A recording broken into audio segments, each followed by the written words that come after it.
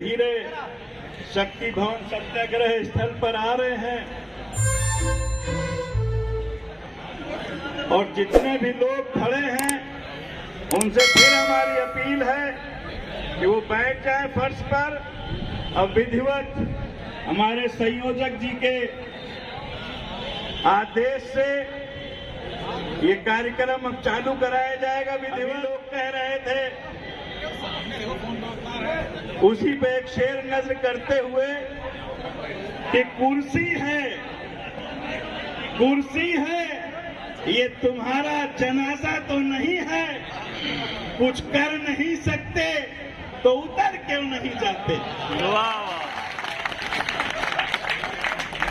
और हम सारे लोग अमन पसंद लोग हैं साथियों, हम कोई भी ऐसी कार्रवाई नहीं चाहते थे कि हम लोगों को अपने वजूद के लिए, इस उद्योग के लिए, विद्युत उद्योग में स्वतंत्रता खतरे में आ गई है। इसलिए जिस तरीके से गुलामी की दौर में आजादी को हासिल करने के लिए लोगों ने कुर्बानियां दी और ये जानते हुए कुर्बान हुए कि आजादी का सूरज उनको देखना नसीब नहीं होगा, उसके बाद भी इसलिए कुर्बानी दी कि हम न सही हमारी नस्लें आजाद भारत में साथ लें। इसलिए आज इस उद्योग में स्वतंत्रता खतरे में है, ये हमारा फर्ज है, हमारा कर्तव्य है, हमारी जिम्मेदारी है कि स्वतंत्रता की हिफाजत करें। इसकी रक्षा करने के लिए जो भी बन पटे वो हम कर गुजरे। साथियों, ये धर्म युद्ध है, हमारे सपने पलते हैं इस उद्योग से, हमारी कुर्बानी लंबी चौड़ी फहरिस्त है कुर्बानियों की। खून और पसीने से सींच कर इस उद्योग को हमने यहाँ तक पहुँचाने का काम किया। जिसको देखिए वो आता है। देखिए, कॉन्स्टिट्यूशनल राइट है इस मुल्क में सबका साथियों, हर इंसान को बराबर का हक दिया गया है। कॉन्स्टिट्यूशन में, भारत के संविधान में मालिक बन के कोई नहीं आया है। ये पूरा सिस्टम चेयरमैन से लेके चपरासी तक उपभोक्ता की खिदमत के लिए है, उसकी सेवा के लिए है। गलतफहमी में अगर कोई है कि हम मालिक हैं, बाकी लोग सब रियाया है, तो उसको अपनी गलतफहमी दूर कर लेनी। अजीब मामला है कि हम ही को कातिल कहेगी दुनिया, हमारा ही कत्लेआम होगा, हम ही कुआं खोदते फिरेंगे, हम ही पे पानी हराम होगा। जिंदाबाद जिंदाबाद जिंदाबाद जिंदाबाद जिंदाबाद लौटने वाला जाएगा, मैं न माना आएगा, इंकलाब जिंदाबाद जिंदाबाद जिंदाबाद। अभी जो हमारे बुजुर्ग साथी नारा लगा रहे थे, हम आपको बता दें ये भगवान राम की धरती से आए हुए हैं। आप 200 करोड़ से अंदाजा लगा सकते हैं कि हमने जब ऐलान जंग किया तो हम लोग 3 तारीख को बाबा विश्वनाथ की धरती पर उनका आशीर्वाद लेके हमने इसका श्री गणेश किया। हमने अयोध्या नगरी पहुंच के भगवान राम का भी आशीर्वाद लिया। हमने बाबा गोरखनाथ का भी गोरखपुर के धरती पर पहुंचकर आशीर्वाद लिया। तो तमाम दैवीय शक्तियों से लबरेज ये संघर्ष समिति के सिपाही धुआं बिछा दो और जहां से गुजरो धुआं बिछा दो, जहां भी पहुंचो धमाल कर दो। तुम्हें सियासत ने हक दिया है, हरी जमीनों को लाल कर दो। दलील भी तुम, अपील भी तुम, गवाह भी तुम, वकील भी तुम, जिसे भी चाहो हलाल कर दो, जिसे भी चाहो हराम कर दो। कोई न्याय प्रक्रिया ही नहीं रह गई है साथियों। हमको एक बात अजीब सी लगती है, फख्र होता है अपने देश के संविधान पर कि पूरी दुनिया में इतना खूबसूरत कानून किसी भी देश में नहीं बना है। ए भाई उधर मुंह करके जिंदाबाद जिंदाबाद जिंदाबाद, इंकलाब जिंदाबाद जिंदाबाद जिंदाबाद, संयुक्त संघर्ष समिति जिंदाबाद जिंदाबाद जिंदाबाद, संयुक्त संघर्ष समिति जिंदाबाद जिंदाबाद जिंदाबाद। आवाज दो, आवाज दो, विद्युत अमेंडमेंट बिल वापस लो, वापस लो, वापस लो, विद्युत अमेंडमेंट बिल वापस लो, वापस लो, वापस लो। मजदूरों को न्याय दो, न्याय दो, न्याय दो, मजदूरों को न्याय दो, न्याय दो, न्याय दो। मानने को ये तैयार नहीं है। हम लोग कर्मयोगी लोग हैं, काम करते हैं तो कुछ न कुछ गलतियां भी होती हैं। कभी ऐसा नहीं हुआ इन 40-41 सालों में जब से ये विद्युत उद्योग है कि कभी ये हो कि बिना पूछे किसी को कोई सजा दे दी जाए। हमारे देश के संविधान की खूबसूरती ये है, कानून की खूबसूरती ये है कि भले 1000 दोषी लेकिन एक निर्दोष को सजा नहीं होनी चाहिए। यहाँ तमाम निर्दोषों को सजा हो रही है और जुडिशरी का पावर भी प्रबंधन के पास आ गया है। बर्खास्तगी कर देते हैं, बस सीधे बर्खास्तगी, और कोई भी सजा का कोई मामला नहीं। ऐसा कभी हुआ नहीं। इस मुल्क के कानून ने आतंकवादियों से भी उनकी बात पूछी। जब कसाब को अरेस्ट किया गया बॉम्बे में, जो हमारे देश को जलाने आया था, उसको भी हमने वकील मुहैया कराया जिसने खून किया है हमारे भारतवासियों का सीना छलनी करने का काम। उसके बाद जब उसको फांसी की सजा हुई तो उससे उस वक्त भी जाके अंतिम इच्छा पूछी गई कि कल तुम्हें फांसी दी जाएगी, कोई तुम्हारी अंतिम इच्छा तो नहीं है? तो उसने कहा ये हमारे मुल्क के कानून की खूबसूरती है कि हमने अंतिम समय में फांसी से पहले पाकिस्तान में बैठी हुई उसकी मां से उस आतंकवादी की बात कराने। लंबी चौड़ी फहरिस्त है हमारी कुर्बानियों की। हजारों लोग कुर्बान हो रहे हैं। कोई महीना नागा नहीं जाता जब संविदा पे काम करने वाला हमारा एक साथी शहीद नहीं हो जाता इस उद्योग के लिए। वो खुद भले अंधेरे में रहे लेकिन इस सूबे को रोशन करने में अपने प्राणों की आहुति दे रहा है।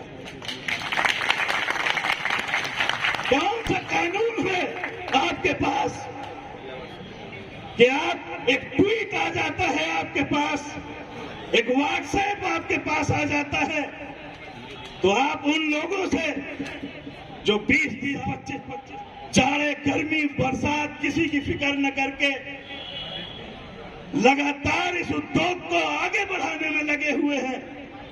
बैन मनी और मटेरियल की बेहद कमी है हर जगह। हम अपमानित हो रहे हैं, मार खा रहे हैं, जलील हो रहे हैं। क्लिपें आप लोगों के पास आती हैं कि कभी कोई महिला प्रिंसिपल माँ बहन की गालियां हमारे लोगों को दे रही है, कभी प्रधान इतना मोटा सा डंडा लेकर बंधक बना के लोगों को बैठाला है कि एसडीओ को बुलाओ, कैसे बिजली काट दी, हमारे गांव में कैसे घुस गए, रोज आना एक तुगलकी आदेश। चलिए हमारे साथ, हम ऐसे लोगों की फहरिस्त देंगे जिन्होंने कभी भी दूध उद्योग का पैसा नहीं दिया, लेकिन हम गला नहीं कटा सकते। हमारे पास AK-47 AK-56 का लाइसेंस नहीं है। हमको गोली चलाने के लिए नहीं भर्ती किया गया है, हम उपभोक्ता सेवा के लिए भर्ती हुए। आपने 72 थाने बना दिए, 200-250 करोड़ रुपए सालाना जा रहा है उस पर। समीक्षा की गई कभी कि 2 साल में थानों ने कितनी बिजली चोरी रोकने का काम, कितना रेवेन्यू बढ़ाने का काम। मार खाने वाला एक भी विद्युत थाने का सिपाही नहीं है। सब हमारे ही ऑपरेशन के लोग, संविदा के लोग, और अभियंता साथी, एसडीओ, यही लोग मार खा रहे हैं, अपमानित हो रहे हैं। लेबर लॉ के तहत घंटे निर्धारित हैं इस देश में साथियों कि किसी भी मजदूर से 8 घंटे से ज्यादा सेवा नहीं ली जा सकती। 14, 16 घंटे काम लिया जाता है। अपनी ड्यूटी करने के बाद अगर घर चला जाता है तुरंत फोन आ जाता है, फाल्ट हो गया है, अभी उसने लुकमा तोड़ा है मुंह में डालने की, तुरंत आ जाओ नहीं सस्पेंशन अभी भेज दो।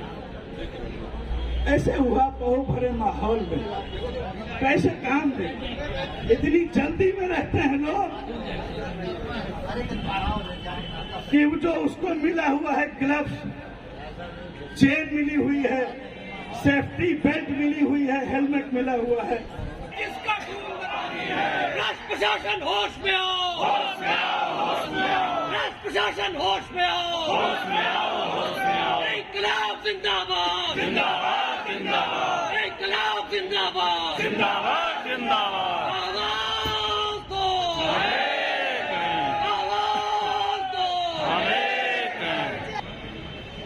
हमने 27 तारीख को इनको नोटिस दे दिया, कान पे जू ही नहीं रेंग रहे है न लिपकीय संबर की। जब ये विद्युत उद्योग पीक पे था और मात्र 30 लाख उपभोक्ता थे, 30 लाख उपभोक्ता पर 1,10,000 अधिकारी और कर्मचारी काम करते थे। उसके बाद भी उस वक्त के जो लीडरान थे वो कहते थे कि अभी 10,000 और भर्ती होनी चाहिए, तब ये विद्युत व्यवस्था सुचारू रूप से चल पाए।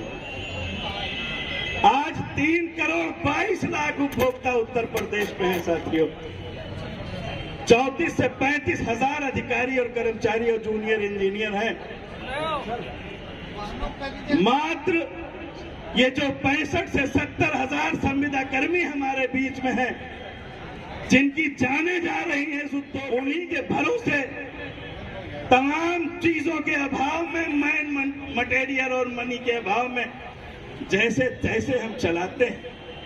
अभी कोरोना काल आया था साथियों, लोग घर से बाहर नहीं निकलते थे।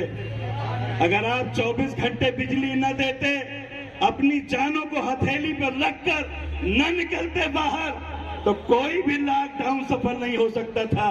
बिजली के अभाव में किसी भी आदमी को आप अंदर नहीं रोक सकते थे अपने। इंकलाब जिंदाबाद, जिंदाबाद, जिंदाबाद, इंकलाब जिंदाबाद, जिंदाबाद, जिंदाबाद। याचना नहीं अमरण होगा, याचना नहीं अमरण होगा।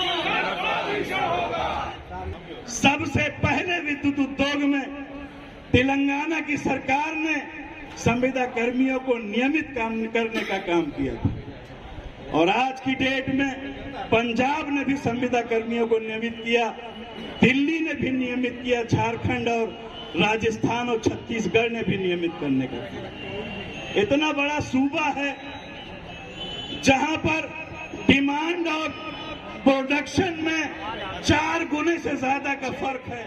1000 या 6100 हमारा जनरेशन है उत्तर प्रदेश में, और पीक आवर में हमारी डिमांड 27-28 हजार मेगावाट है। क्या इनको नियमित नहीं होना चाहिए था साथी? जब हिंदुस्तान के तमाम प्रोविंस में नियमित कर दिए गए लोग। जब हमारा संविदा का कोई साथी हमको छोड़कर जाता है तो जानते हैं बड़ी जद्दोजहद के बाद हम लोग 5 लाख रुपए मात्र उसको दिला पाते हैं। आप सोचिए कि 5 लाख में कैसे परिवार चलेगा। जो गया है उसकी उम्र ज्यादा से ज्यादा 23 साल से 28 साल के बीच में। 10-10 साल से लोग काम कर रहे हैं, कोई लाएअमल बनाया ही नहीं गया है इस उद्योग में। इसी उद्योग में कंप्यूटर पे काम करने वाले संविदा के लोग, हर डिस्काम उनका वेतन अलग अलग तरीके से दे रहा है। पूर्वांचल 22,000 रुपए देता है, पश्चिमांचल 23,000 रुपए देता है, मध्यांचल 9,000 रुपए देता है, शक्ति भवन या बैठे हैं वहां भी 9,000 रुपए मिलता है। क्या एक उद्योग में कई तरीके की पॉलिसी होनी चाहिए? अगर पूर्वांचल और पश्चिमांचल दे रहा है कंप्यूटर का जो वेतन, वो हमारे यहाँ क्यों नहीं लागू होना चाहिए? शक्ति भवन में क्यों नहीं लागू होना चाहिए? अजीब विडंबना बना के रखती है। न्याय मिलना ही नहीं है आपको। साथियों, आप लोगों के जज्बे को सल्यूट करते हुए जो लोग पूरे सूबे से विभिन्न संगठनों के पदाधिकारी लोग आए हैं, सुबह से चला है, कोई रात से चला है, तलवार उठानी बढ़कर हमने ये सोचकर तलवार उठानी बढ़कर कि जुल्म सहना भी तो जालिम की तरफदारी है, और लोग खेमों से निकल आए हैं मैदानों में। ऐसा लगता है कि फिर जंग की तैयारी। जिंदाबाद।